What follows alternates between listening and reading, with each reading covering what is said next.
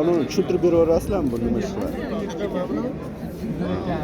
Qarang, bu bizda motorimiz bor. Motorda rotor harakat, ya'ni oldinga teskari harakat mo'ljallangan stendimiz.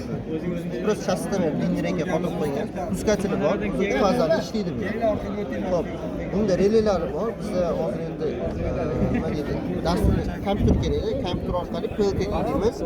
PLK bilan bu yoki mana bu farqi yo'q. Chiqish signal orqali kompyuter dastur yozsak, mana bu boshqasi bo'ladi, ichida harakati. Sekinlashtirib, tezlashtirib. Ha, Bu faqat orqa oldinga aylantiradimi, tezlashtiradimi? Yo'q, faqat orqa oldinga aylantiradi. Sekinlashtirib tezlashtirish uchun buni anaqa ushlashni to'g'rilash kerak. Programma обеспечение qiladigan joyi bormi? Programma обеспечение kompyuterda. Qaysiga beriladi bunga? Yo'q, bu plus chastani dineraga qotirib qo'ygan. Miyasi qayerda? Miyasi mana releylar bor. Bitta reley bor. Reley qarayman. Kompyuter programma yozish uchun Yo'q, releydan chiqadi, releydan aniq keladi. Ha, bu ham buniki. Ha, xolis siz buni ishlatish mumkin. Bu universal narsa. Nimaga? Chunki kirish bor, chiqish bor.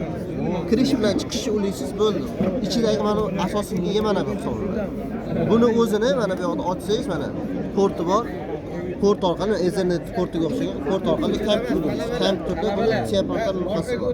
Mana buni bobunga ham boshqa narsa. Bu spetsial laboratoriya sistem sifatida ishlab chiqqan. Mana bu ham xuddi shunday. Prosta har xil datchiklarimiz bor. Bu S7 300, bu S7 1200, bu yangiroq versiyasi.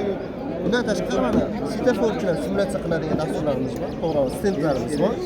Mana bu svetofor chiroqlari qizil, sariq, yashil uchun mo'ljallangan portlar. Bularga chiqish ulaymiz. Bittadan beriladi. Bittadan tashqari mana 8 raqam uchun alohida mana 8 talik biti bor. 8 talik bitni ulaysiz. Move degan operator bor T-portlarda. O'sha orqali mana bu yonsa bo'ladi. Masalan 8, 7, 6, 9, 0. Bu narsa uchun chiqarilgan. Masalan, svetofor qo'yiladi. Svetofor hozir zamonaviy, pastda raqam ketadi, hisob ketadi. Orqaga yoki oldinga. Xuddi shu narsani simulyatsiya qilish uchun kerak. Mana bu yoqda endi bizada pnevmatika bo'yicha ishlaymiz. Elektromagnetik taqsimlagich bor bizada. Mana elektromagnetik taqsimlagich sxemasi ham ko'rsatilgan, qanday kirish chiqishi. Shunga qarab elektromagnetik taqsimlagich, ya'ni bu yerdan kelayotgan masalan bosimni yo'naltirib beradi.